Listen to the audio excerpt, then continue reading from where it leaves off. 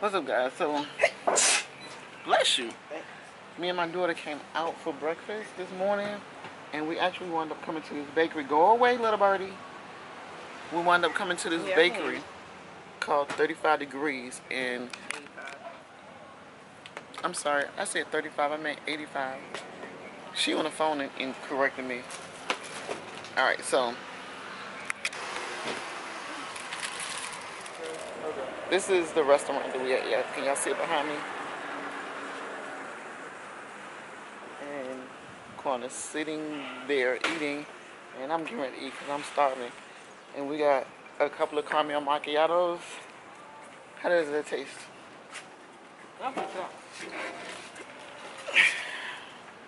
Oh, this ham and cheese. Some raspberry. This is kale and spinach. What are these? Oh, potato and cheese. For some reason, I think this is going to taste like a knish. New Yorkers, you know what I'm talking about. And this is a Hawaiian something other. But I'm hungry, so we getting ready to dive in. This is downtown. They don't be nowhere else but downtown. Yeah, this is... No, this. That ham and cheese, I tore that up. That's gone. But She this... took 3 bites. Whatever. This is coffee bread. I'm about to try it. It's something in it. I don't want to try that. I hope that's not like some kind. Well, It might be good though. Bite it.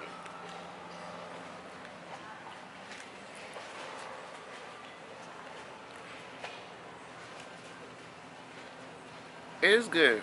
Is it? Yeah.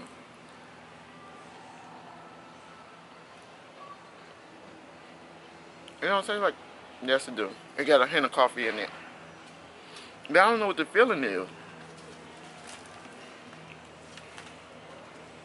Ooh, Quan, you gotta try it.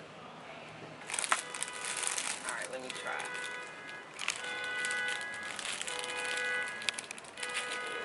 Oh, what is this? Is that cheese? What is that? Oh, that don't taste bad. I told you. Yeah. I'm actually pretty good. It has a hint of coffee. It's not overwhelming with it. Yeah, it's not like that. Okay. I'm gonna save this for later. So I don't know what the center of that is. I don't know if the lighting is good. But it's... Dang, you broke your nail. I know. Remember I told you I broke it doing that car seat? I put that car seat in there. I gotta go get my nail fixed today. It looked like it hurt. It did hurt. What's up, guys? It's Saturday and we at our favorite hiking spot, one of our favorite hiking spots. We're in La Jolla. And we're at Black Beach. I'm not going to take the camera all the way down because Black Beach is a new beach we don't come from. But we always come for the hike. It's such a beautiful hike. And I've brought you guys here before. I think the last vlog I did was hike down to a new naked beach or something.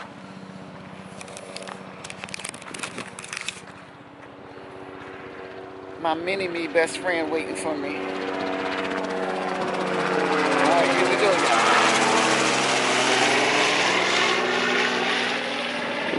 And you have to be real careful because there are no guardrails.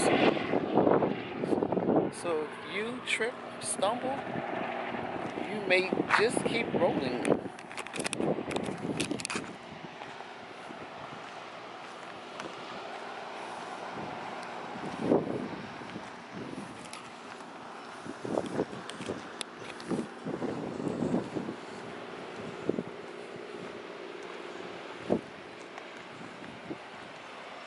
We used to could breeze down this thing because we was coming so often, but I think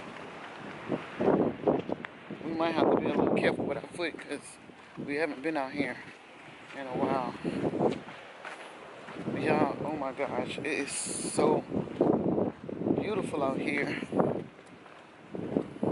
It is hike down gives you time to reflect on your journey in life. And guess what? We still here in California. And this month, May, is 4 years from when we first crossed the California line with $50 and faith. And here we are 4 years later. Oh my goodness. Look how beautiful.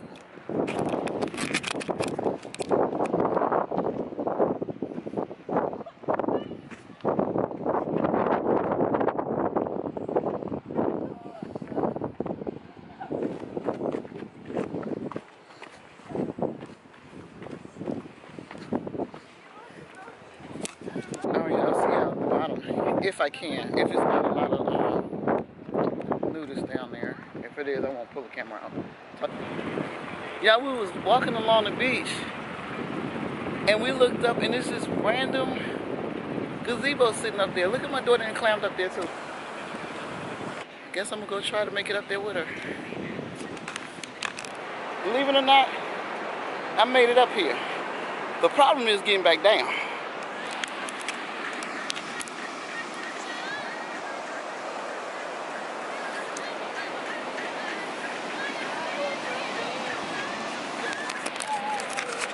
Wow.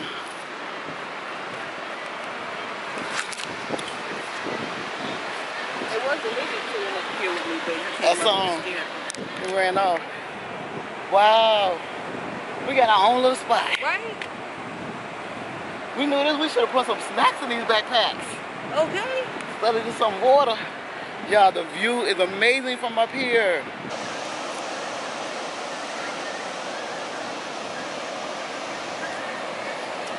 So we hiked in right to the Man, this is gorgeous. Yeah, I think I'm gonna do what my daughter doing. I'm gonna have to take me some selfies up here because I don't know if this is gonna be my last time getting up here. But it's so funny because when we was walking down the beach, I was like, I just want a place where we could sit down and just chill for a minute. And then we just look up. You know what? Sometimes that's what it requires. Look up.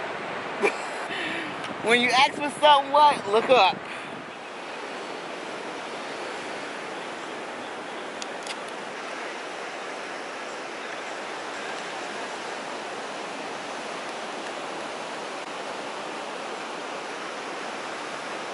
Oh, he's standing up.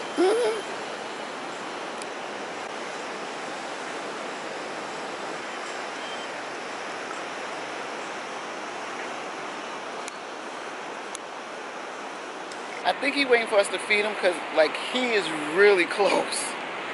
Really close. What's up, guys? This is Sunday afternoon. Oh, my goodness. So me and my daughter just got back from a concert. What's going on? Oh, no, I'm just waiting on him. Huh? I'm just waiting on him. Where you at? He coming back to the car. Huh? He coming back to the car. Where the baby at? He took him up there. So you're not going to ride with him to exchange the baby? Coming back. Okay. My son just left to meet them, and my other son is going with them to exchange the baby. I just don't get how people can make a baby and then need somebody to tell them how to parent. Well, I do in this situation because her intentions was not to parent. Her intentions was to use their baby as an asset so she can gain or get a different lifestyle. And when it didn't work for her, she attempted to go rogue. I think I did mention that me and my daughter went to a concert. She had a homework assignment. One of her assignments was to go to a concert. Yeah, it was so different. Soloist piano recital, yes. And he was from, actually, Paris. He's from Paris. Actually, this is the brochure right here. This is the program right here. This was my first time going to a program like that, and it was so interesting, and I really enjoyed it. I thoroughly enjoyed it. Now, I want to go to the opera. Yes, I want to go to the opera. I'm not doing anything for the rest of the afternoon. My grandbaby just left. I'm so glad I got back before he left. I'm actually getting ready to cut these braids out of my hair. Yes, they have to go. And I don't think I'm going to do them this long again. This is kind of, I did them, yeah, I did them long, and I'm not going to do it that long again. I'm supposed to go back to work tomorrow, and I will not be returning to work tomorrow. I will not be going back to work for 2 more weeks. Decision I made, but yeah, I won't be going back to work for 2 more weeks. And because of my daughter's situation at her job with the girl acting a fool with her, because my daughter is actually starting to experience anxiety, and only because she wants to snap and react, and she's trying to keep herself under control. I did show up at my daughter's job, and I did stand out in front so the girl could see me. I didn't open my mouth to the girl at all. So when she saw me, my body language and my facial expression was like, okay, now, enough. And I know somebody probably like, your daughter grown, why would you? This girl has been in my house. We've had conversations with this girl. I've gone out with this girl, and we've told her, look, all we got over here, we don't bother nobody, we don't mess with nobody, we leave people alone.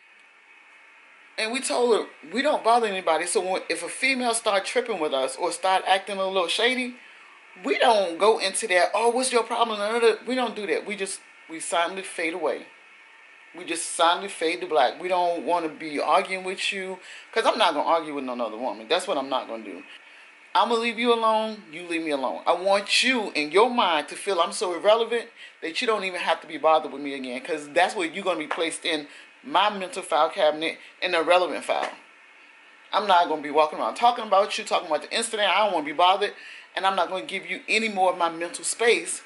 So you are filed in the irrelevant file cabinet in my memory bank. That's where you go. And my daughter's the same way, but I guess this girl was like, you really think you're going to make me irrelevant? No. So my daughter was like, before I snap, I need to take some time. So she took 2 weeks off. So we're going to do some things to see if we can maybe line some other things up, because even with my job, y'all, my job, since I've been off, I've actually been practicing. Have you ever walked around your house and be like, okay, so when I see them, I'm going to say this, and when I see her, I'm going to say this, and I'm going to say this, and this, and this, and this. This is what people you cannot avoid. So, yes, when I can distance myself or detach myself, I will. But this situation, I have to go back to work, and I have to talk to my boss.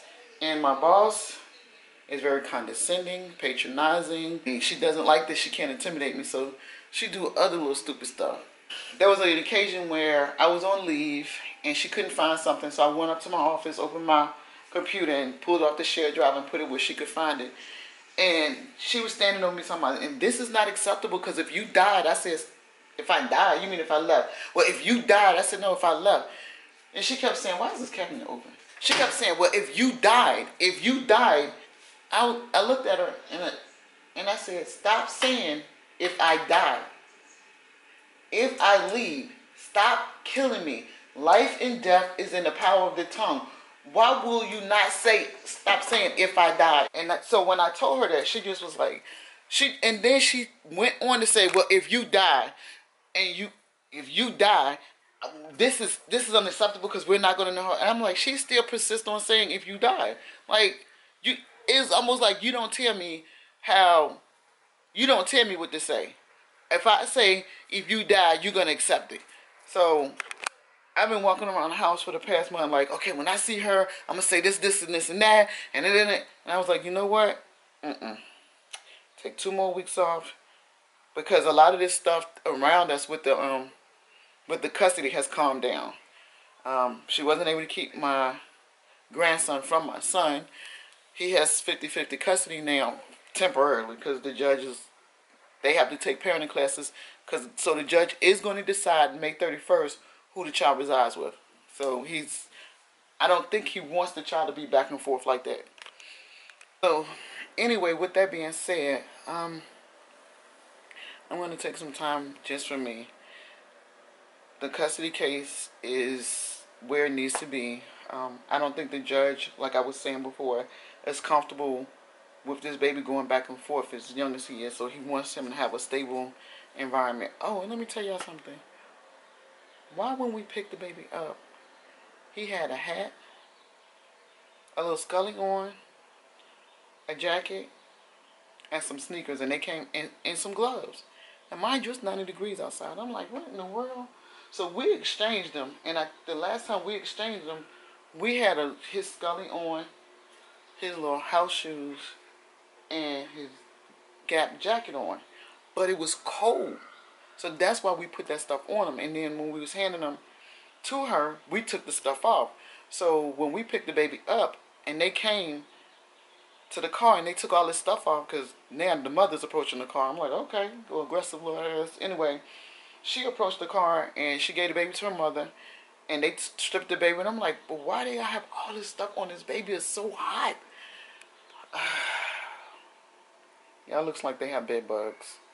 So it appears that they had all these clothes on him and he was caked with baby powder. To keep, it looks like they had him dressed like that to keep him from being bitten. And they are oh my gosh. Bed bugs are just almost impossible to get rid of unless you move out and have a exterminator to come in and seal off your house and throw away everything. That's how hard it is to get rid of bed bugs. But yeah, I think he was bitten by bed bugs. So when we got him and I saw the little bites, I was like, oh my God, they got bed bugs. So what I did was I brought him in. We held, so sad, but we held the baby out in the air. I undressed him. I put his clothes in a trash bag. I put his clothes in the trash bag that he had on. We fully undressed him, washed him, and changed him into clothes that we have for him. Now, before we put the clothes back on him, I did take him to the laundromat and washed them in hot water. So, because we had to put his clothes back on him before we exchanged them. And I'm pretty sure that they knew we washed them because when they gave him to us, the baby was like they was trying to powder flour or chicken or something because he had powder everywhere. So I washed the clothes and all the powder is gone, so they should see that. I'm not going to go to work for another 2 weeks, which is good because then she's going to have to do payroll tomorrow. She's also going to have to do the schedule because I won't be back in time enough to do the monthly schedule, which is good for her. And I found out through one of my staff members who called me that she's actually moved to my office to keep a close eye on my staff, which is, whatever, and they're like really excited that I'm coming back tomorrow. Little do they know, I won't be back. Not for 2 weeks. But I'm getting ready to cut this hair out. And y'all, this 2-week mission is going to be moving with a purpose, for a purpose. Oh my goodness, me and my daughter got some stuff to do, y'all. These 2 weeks we out, we got some stuff to do. Let's say bye-bye. Look how you looking at yourself.